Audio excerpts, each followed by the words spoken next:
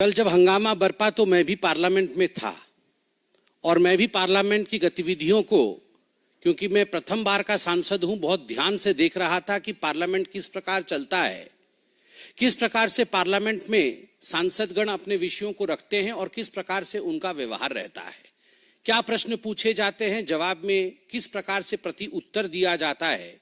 यह सब मैं सीखने की कोशिश कर रहा हूं और देख भी रहा था।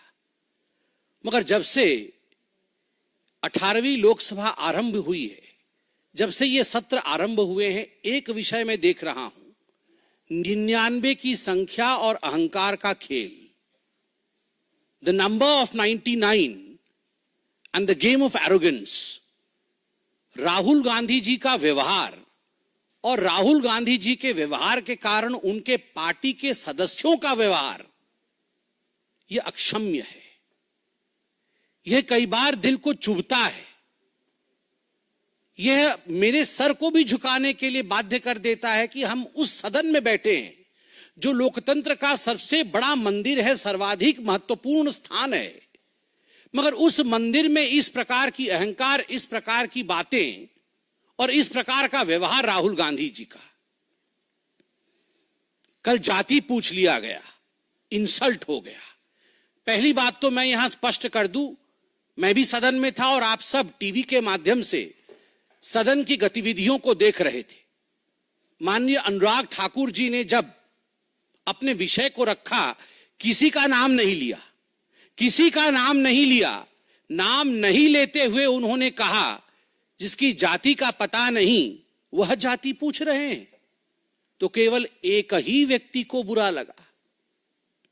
543 मेंबर्स सदन में बहुत उपस्थित हैं, किसी को बुरा नहीं लगा, केवल एक व्यक्ति को बुरा लगा और उसके इशारे पे कांग्रेस के सारे सदस्य खड़े हो गए। क्यों? जाति क्या पूछ लिया, हंगामा क्यों बरप गया? जाति क्या पूछ ली, मतलब जाति के पूछने पर इस प्रकार का व्यवहार होगा? आज कांग्रेस के सांसदगण कागज फाड़ फाड़ के फेंक रहे थे। जो पार्लियामेंट के बिजनेस के कागज दिए जाते हैं, जो क्वेश्चन आवर के आपको क्वेश्चंस दिए जाते हैं, उसे फाड़कर गौरव गोगोई फेंक रहे थे स्पीकर के चेयर के ऊपर। किस लिए फेंक रहे थे? क्योंकि उनके नेता राहुल गांधी से उनको लगा कि राहुल गांधी से उनकी जाति पूछ ली गई है। मुझे तो बड़ा आश्चर्य लगता है, जो व्यक्ति हर किसी की जाति पूछ सकता है। आप पत्रकार हैं, कुछ दिनों पहले पत्रकारों की जाति पूछने का काम राहुल गांधी कर रहे थे। पूछ रहे थे, आपका नाम क्या है, आपका नाम क्या है, बताइए आप किस जाति के। पत्रकारों की जाति पूछी जा सकती है, प्रशासनिक अधिकारियों की जाति पूछी जा सकती है कि ये हलवा सेरेमनी में ये जो अधिकारी खड़े हैं ये किस किस जाति के हैं, उनकी जाति पूछी जा सकती है। जजेस की जाति पूछी जा सकती है, पूछा जा सकता है। आप देख सकते हैं, how many Dalits and Adivasis in high courts Rahul Gandhi asked in Pratapgarh. आप किसी कोर्ट में पेश होते हैं और वहां जाके जजेस की जाति पूछते हैं, प्रशासनिक अधिकारियों की जाति, पत्रकारों की जाति, जजेस की जाति, और तो और सैनिकों की जाति आप पूछते हैं। आप कहते हैं कि हिंदुस्तान को यह जानने का अधिकार है कि किस जाति के लोग सर्वाधिक सैनिक के रूप में हैं, किस जाति को कितनी रिप्रेजेंटेशन आर्मी में मिली हुई, किस धर्म को कितना रिप्रेजेंटेशन आर्मी में मिला हुआ है। यह सब आप पूछ सकते हैं। मगर आपसे कोई अगर जाति पूछ ले तो मम्मी मम्मी मम्मी, मुझसे जाति पूछ लिया गया, मम्मी मेरा इंसल्ट हो गया। ये क्या मजाक बना के रखा हुआ है? मुझे संत कबीर का वो दोहा याद आता है, जाति न पूछो साधु की, जाति न पूछो साधु की, पूछ लीजिए ज्ञान, मोल करो तलवार का, पड़ा रहने दो म्यान। जाति न पूछो साधु की। राहुल जी साधु हैं? वो साधु होते तो उनकी जाति नहीं पूछी जाती। पूछ लीजिए ज्ञान, वो ज्ञानवान है। चलिए हम आपसे पूछ लेते हैं, जाति नहीं पूछेंगे आपकी, बताइए आपका ज्ञान। आपके ज्ञान का प्रदर्शन तो आलू से सोने और सोने से आलू और पता नहीं क्या क्या कह के आपने अपने ज्ञान का प्रदर्शन किया हुआ है। मोल करो तलवार का, पड़ा रहने दो म्यान, तलवार भी जंग पकड़ा तलवार है, जंगधारी तलवार है, और म्यान का तो पूछिए ही मत। न साधु है, न ज्ञानी है, न तलवार में धार है, और म्यान भी परिवार का है। और उसके ऊपर अगर जाति पूछ लिया गया उस व्यक्ति से, जबकि नाम नहीं लिया गया, फिर भी उनको लगता है उनसे जाति पूछ लिया गया, उस व्यक्ति से जो हिंदुस्तान में सबसे जाति पूछ सकता है, तो इसमें क्या गड़बड़ी है? मैं कल पार्लियामेंट में था, मुझे तो बड़ा आश्चर्य हुआ। तुरंत कांग्रेस के सारे सांसद खड़े हो गए और खड़े होकर उन्होंने कहा चिल्ला चिल्ला करके कि ये पवित्र सदन है, यहां पर किसी की जाति नहीं पूछी जा सकती। वाह! आप जाति जनगणना चाहते हैं और आप कह रहे हैं कि सदन के अंदर जाति पूछी नहीं जा सकती है, तो बाहर जाति कैसे पूछी जा सकती है? मतलब ये धरती पवित्र नहीं है, केवल सदन ही पवित्र है? अरे सदन भी पवित्र है, देश भी पवित्र है। आप लोगों ने कल कहा कि सदन के अंदर किसी की जाति पूछना ये इंसल्ट है, तो गणना कैसे होगी आप ये बता के दिखाइए। मुझे आश्चर्य होता है राहुल गांधी जी, मैं अभी वीडियो में वो बयान देख के आ रहा था जिस बयान में आपने प्रधानमंत्री जी के जाति को लेकर भी भ्रम फैलाने की कोशिश की थी। आप सबको याद होगा चुनाव के समय माननीय नरेंद्र मोदी जी के जाति को लेकर गलत टिप्पणी करने का प्रयास, कुलसित प्रयास राहुल गांधी जी ने किया था। आप प्रधानमंत्री की जाति पर टिप्पणी कर सकते हैं, मगर कोई आपकी जाति पूछ नहीं सकता। आप करे तो पुण्य और जनता करे तो पाप, ऐसा नहीं हो सकता है। केवल जाति पूछने का विषय नहीं है। मैंने जैसा आपको कहा, मैं पहली बार का सांसद हूं, भगवान जगन्नाथ की कृपा रही। मैं पीछे बैठता हूं और सब कुछ देखता हूं, मुझे आश्चर्य होता है।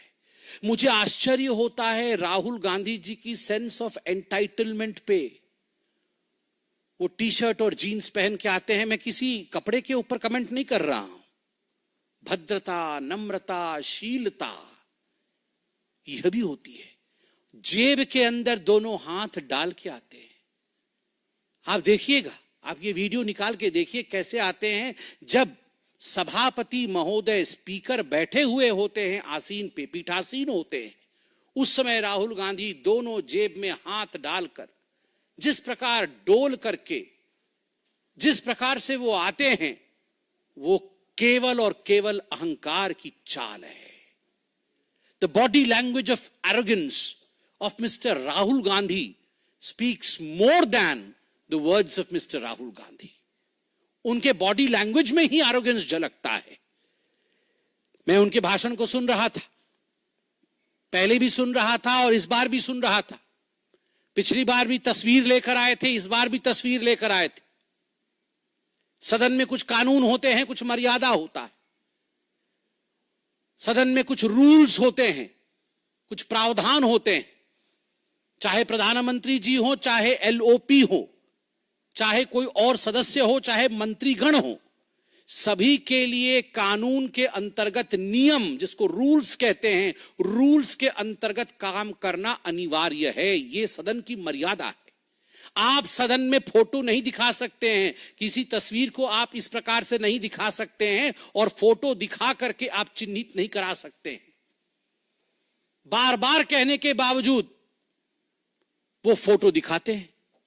बार बार कहने के बावजूद और समझाने के बावजूद कि ये कानून के खिलाफ है, राहुल गांधी अपने आप को रूल से ऊपर मानते हैं और स्पीकर महोदय का, पीठासीन स्पीकर महोदय का अपमान करते हैं। एक बार नहीं, हर बार अपमान करते हैं।